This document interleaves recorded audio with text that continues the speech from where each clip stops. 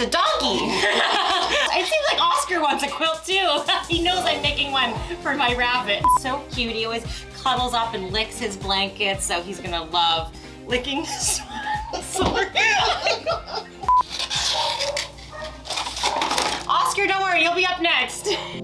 Sewing more and more these past years, I've accumulated so many more little scrap pieces of fabric, so I really want to start quilting more. And especially since I made that quilted jacket last season, I think I can handle a more traditional quilt project. And I think my little bunny Bubbly needs a new bed. We definitely need to get rid of this one. He's chewed it all up. I am going to make him a little baby quilt that he can sleep on. He loves his little shelf, so let's cozy it up with a little cuddly quilt for him. And I'll do some customization too. Right, Bubby? You excited?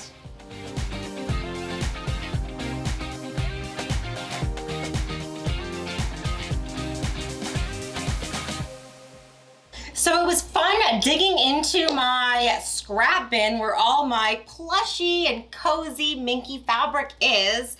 And I cut a bunch of squares that were 6 inches by 6 inches. And I've already pieced together some of it. And I just made sure when I was piecing it and laying it out that all the nap was going in the same way. You want it all to be kind of brushing the same way. So that was really how I piece these bottom parts together. But I want to try maybe something different with the top of the quilt and a little cutting tip too. When you're cutting with this, plushy fabric, it does a lot of shedding. So you can use press and seal. It really helps if you lay it on top of your fabric and then using a rotary cutter and a cutting mat as well as a ruler, cutting out. And then you peel off the backing and a lot of this kind of fluff sticks to the press and seal. So that's a really great way. Or once you're done cutting, you can use a lint roller and lint roll the table. Or I picked up this little vacuum that I keep handy when I'm sewing and sucks it all up. This is a super handy tool. And it also doubles as a dust blower too, so you can blow out debris and everything. So definitely have something that you can pick up all that fuzz with by your side when cutting these fabrics. So I'm just going to lay out what I want the kind of top portion. It's just, I'm doing 4 squares by 4 squares and 6 by 6 inches. I've been waiting for the perfect opportunity to use this cute bunny fabric.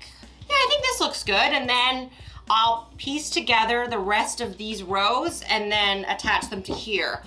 But I think I want to add a little special touch for Bubbly. I think I'm going to embroider his name on one of these squares. I'm thinking this square right here, or maybe the side square. No, I'm gonna do a nice center square and it'll be nice and visible on this white bubble fabric. So I'm gonna hoop this before I piece the rest together because it will be easier than dealing with it attached to all the other squares. So I'm just gonna isolate this piece and I'm going to hoop and embroider his name. He's gonna love it.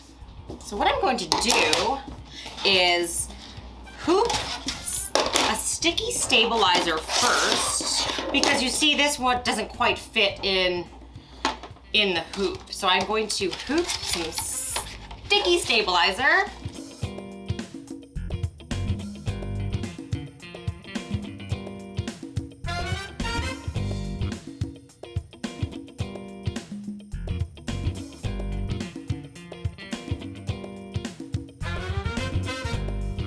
Now I'm just going to lay this in my hoop and press. Now, when embroidering this plush fabric, you want a topper because all the threads are going to get stuck and it's going to look very strange. And trust me, this is, I know this from experience. I embroidered this for a friend's baby and I tried to embroider the name and it without a topper and it did not go well. I like to use this one. It's a water soluble stabilizer, but it works great as a topper. And all you do is just lay it on top.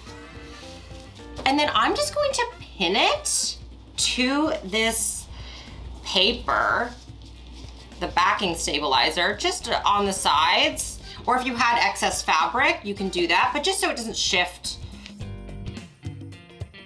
So now we are ready for the embroidery, but sometimes I have trouble with placement and I want the text to be nice and centered within my block. So I'm going to use the My Sew Monitor app. I'm going to do the design placement feature, take a picture, and then select my hoop size. Mine's 120 by 120. I'm going to set the corners. Perfect, and then I'm just gonna send it right over to my machine. There it is, the Designer Sapphire 85. Oh, and I just saw it pop up on my screen. So let's go and embroider Bubby's name, and I need to pick a thread color too. I love how I can see my perfect little square block. Now I just need to pick the font. There's so many fonts to choose from. Let's do this cute little one. Now I gotta spell out his name. Oh, that's cute. Maybe I'll make it a bit bigger. You can even curve it. Oh, that's cute. Maybe I should curve it. Or straight. Little curve. Maybe I'll just do a little curve. There we go. Oh, it actually works perfect. It's like a bubble fabric and his name's Bubbly. I didn't even plan that. You know it's meant to be. Now for the color. I have this blue thread color, but I want to see how it looks first. So I am going to edit the color. There we go. How does that look? Oh, that looks fun. Let's do that. So I'm going to thread my machine.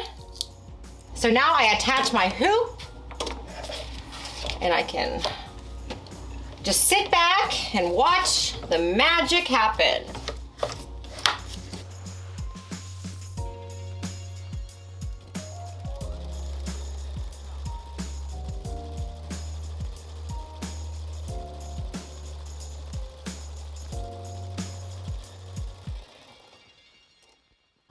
Now that I'm done, I kind of want something else on it, and it's already all set up.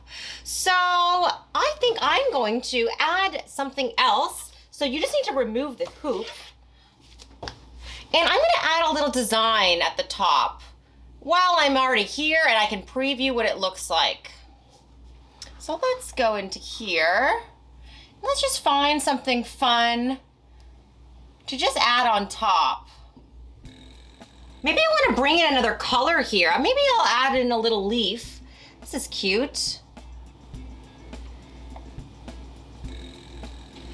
There we go, and I can kind of preview what it's going to look like. Well, that's cute.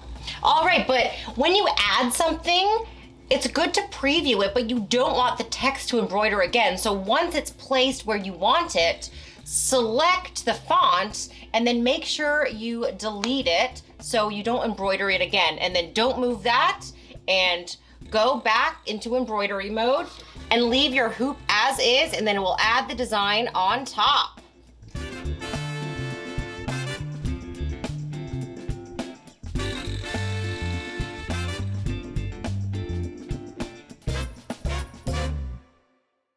That was so much fun. I love watching the embroidery machine work. So now I'm done and I can remove my hoop. Look at how good this looks. I just can unpin it and I just tear this topping off, and all the little bits that are in between the letters, just spray it with a mister with water in it, and it's water soluble, so it'll just dissolve. And then I'm gonna unhoop it and just peel off the backing too. The sticky stabilizer is water soluble as well. So when you wash the quilt, it will all disappear. So you don't worry too much about getting all the little pieces. And so I'm just going to trim my few threads. And I love how it's sitting nicely on top of the fabric instead of hiding in between the piles of the fibers. Oh, looks so cute. So now I'm ready to sew and piece the rest of my quilt together for the topping, but I need to switch my machine back to sewing mode, and it's so easy to do. Just gonna go back. And you want to press this button up here that switches it back to sewing. And I just turn off the machine. I like to turn it off when I remove the hoop. Or sorry, I remove the arm. I'm so used to just removing the hoop from the embroidery arm. And then I use a screwdriver and just unattach the embroidery foot. And I just store it in the back so I don't lose it. And I'm actually going to install a walking foot. For knit fabrics like this minky, it's nice to use a walking foot because it evenly feeds the fabric through both on the top and bottom layer. So it's really easy to sew with that fabric. So I'm going to install my walking foot, and also I'm going to change my needle. I want a stretch ballpoint needle. And again, I like to do this while the machine is off because my fingers are close to all of the moving parts and we don't want any injuries. And I'm just going to install regular thread back in. So now my machine is set up for sewing. I'm selecting the stretch medium and I'm going to do a seam. So everything is nice and set in the stretch stitch. I have stretch medium thread, I have a stretch needle, and I'm ready to start sewing the rest of my pieces together.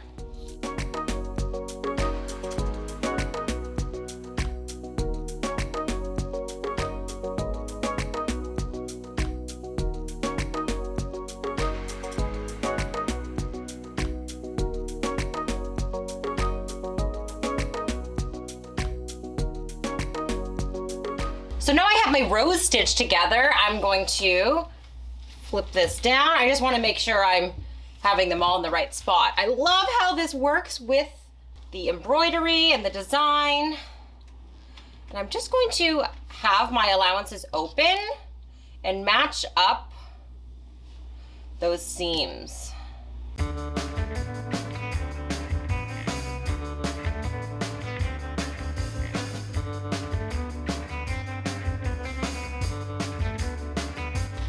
Oh my gosh, that is the cutest little thing I've ever seen.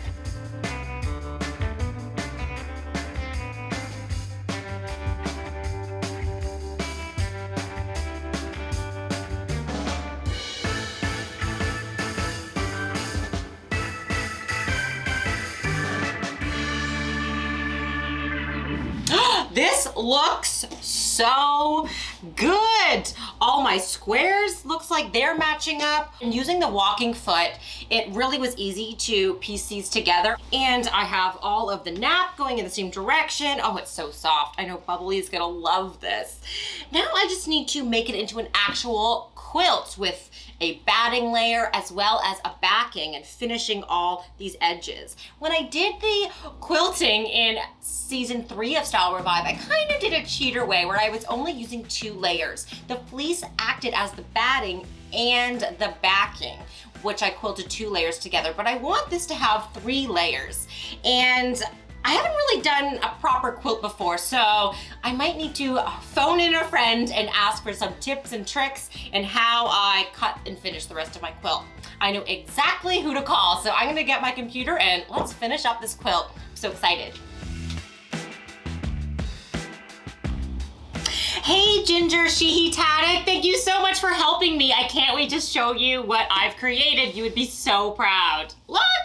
Oh my goodness, I can't believe you actually quilted. That's awesome. Well, technically pieced, but that is awesome. So what inspired this?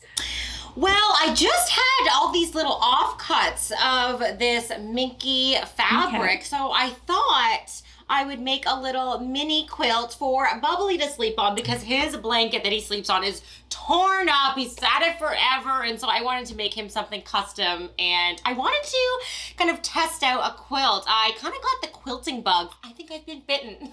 Yep, that's right. It all starts. Usually, baby quilts are where most people get started. So this is perfect. Well, Is good. this Well, a good starting point? yeah. Do you need some help, or what do you need? Yes. Okay. So I guess this is just the pieced top of the quilt, correct? That is correct. Yeah, yeah. Okay. The actual act of quilting is when you put the top Yeah. with the batting in the middle, and then you have your backing, and then you sew those all together, and that's what Okay. actually makes it a quilt. Oh, fabulous. So I only have this for now, but I have just the solid bunny fabric. And so Okay. should I use this as the backing? That'd be perfect. Oh, I think that would be Okay. great. And how big do I cut this? Okay, so it depends on how you want to actually finish off the quilt. So if you want to finish it where you want to put a binding around it, then you're going to want to make your backing a little bit bigger than your batting, and then you're going to put your Okay. top on top. So it's basically like 3 layers. Here, I got a quick sample I can show you. Oh, you have a sample. Great. But yeah, you can see. I've got my top Oh, layer, I have my batting, okay. and then I've got my backing. So you kind of see all three of them. So now that's what you Oh, want to okay. do if you're looking to do binding around it. But there's also another way, and this might be a little bit easier for your first one that you're Yeah. doing, where you can actually almost make it kind of like a pillow, where Oh, okay. yeah. So I've got kind of a sample here. This is the back of my block that I've got here. And then what you'll notice is I've got right sides together. I put the front of my Oh, block, okay. and then I've got my batting. And Oh, yep. And then what you're going to do is just actually sew around it. in a box. Yep. And you're going to want to leave a little opening so you can go ahead and just flip it. So very similar to like what you would do. Oh. And then that way you don't have to worry about the binding. Once you flip it, you just need to close that open and you've got it. So would I then actually quilt all those layers together once it's flipped to the right side? That is correct. Yeah. Okay. And I want to try a little something different. So I did the free motion quilting in my jacket, Mhm. but what are some other options for quilting the layers together? What else could I do? Oh, there's so many different options. And, you can definitely go and you can set up your free motion and you can do that again if you want. Mm-hmm. But I like to keep it pretty simple. So you can either get your walking foot out and you can Okay. do kind of what's called like match stitch quilting, where you have the lines just going straight across. And then you can also, what my go-to one is, I love to do just a diagonal across the quilt or across it because it's nice. It gives you don't have to worry about a beginning and end. You just go from one side to the other. Oh, okay. So I would stitch like here all the way, kind of Mhm. connecting all the corners. Yeah, Fabulous. and just Maybe have I'll it do do that. that. Yeah, it always looks just nice and clean and simple. And usually, if you're using your domestic machines, it's a nice, easy way for you to just get it all the way through, keep it straight. But there's so much fun you can have with quilting. So the design Mm-hmm. possibilities are endless. Oh, okay. I think I know what to do, but I have two more questions for you. Okay. First one, what is the best way to hold all the 3 layers together while you're actually quilting? Do I just use regular pins?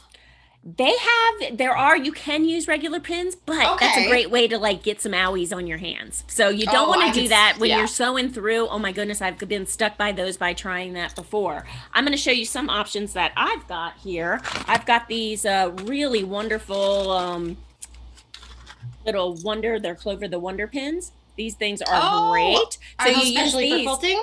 Yes, these are. Okay. Well, yeah, they're there. You can use them for garment sewing and stuff too. But the Okay. Wonder pins are great because you just kind of see how it's got the bend there. You just kind Oh, of dig in, yes. and that'll pin your Oh. thing together here.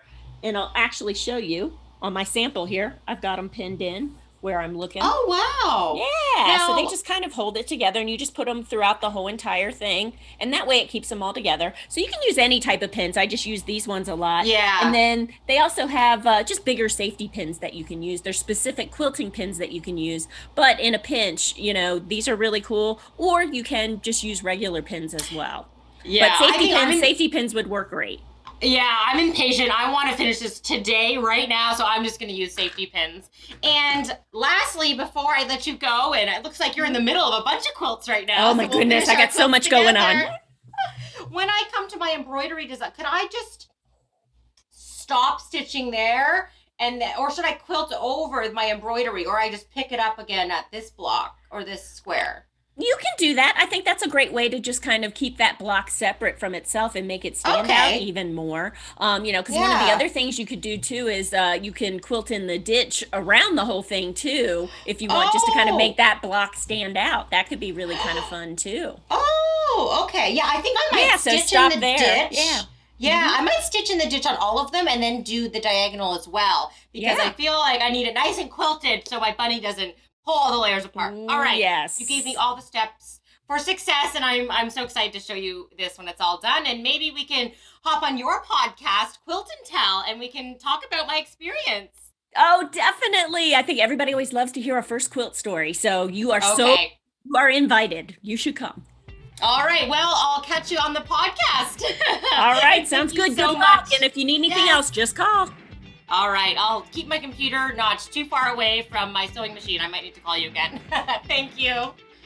Bye. That was so helpful from Ginger. Now I have my batting and I have my backing, and I'm just going to cut them the same size as my front, because I'm gonna do the pillow method, so I need them to be all the same size, and then sew them together and then flip them to the right side. So I'm just gonna lay out my batting, and then also lay out my backing so I can cut them all at the same time. I will sandwich and layer them in the correct order for flipping it out after I just all cut them the same size.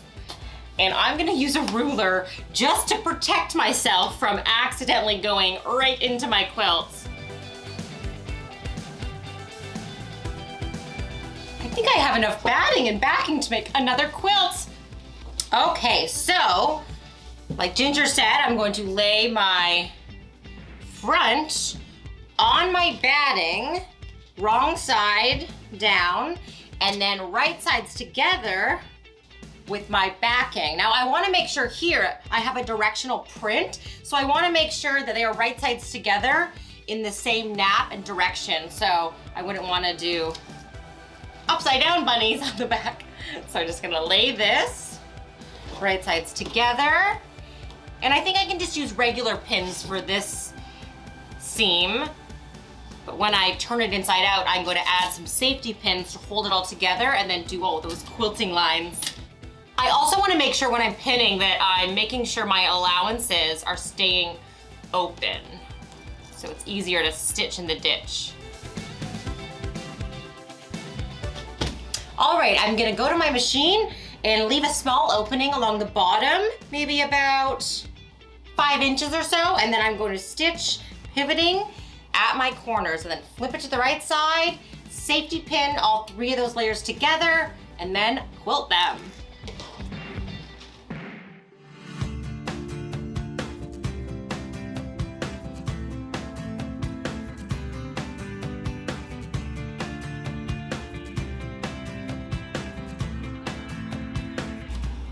All right, now I'm just gonna clip the corners here, trim up the seam allowances a little bit. Probably when I get more experience at quilting, I'll use a smaller seam allowance, but for now I wanted to use 1/2 inch.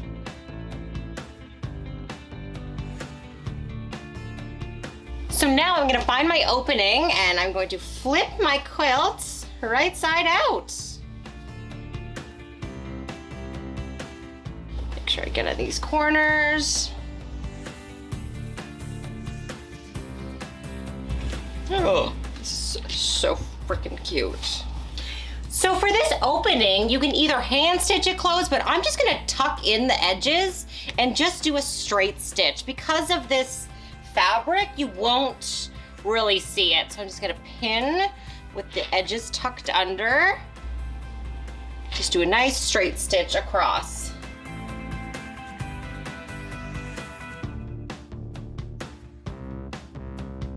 So now I'm going to use my safety pins and pin all 3 of the layers together. Now I'm gonna go and stitch in the ditch of all of these edges and then stitch across diagonally. And we will have our finished quilts all layers together. Can't wait to show Bubby his new quilts.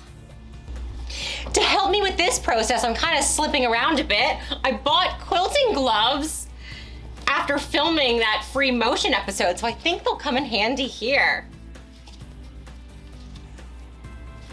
It's like a glove.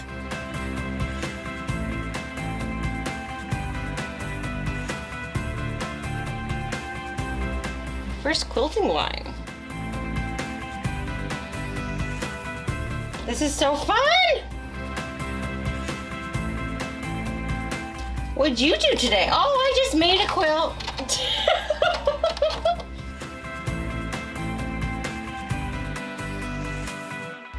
I think just stitching in the ditch was enough to keep all of the layers together. I don't think I'll need to do the diagonal stitches. So that means my quilt is all done. I can't wait to swap out Bubby's old bed to the garbage, and he can enjoy sleeping and cuddling on this new Cuddle Bunny quilt. I need to remember to remove the safety pins because he will definitely chew that. Okay, Bubby, I just finished my quilt, and let's swap you onto your brand new quilt. You can have a nice cozy sleep tonight. All right, sorry, bud, you gotta get off. There you go. This little bunny quilt was so fun to make, and I think Bubbly likes it, don't you? I think now the next project is to make a quilt for myself, so we can be little quilt twins. Thank you for watching this episode of Style Revive.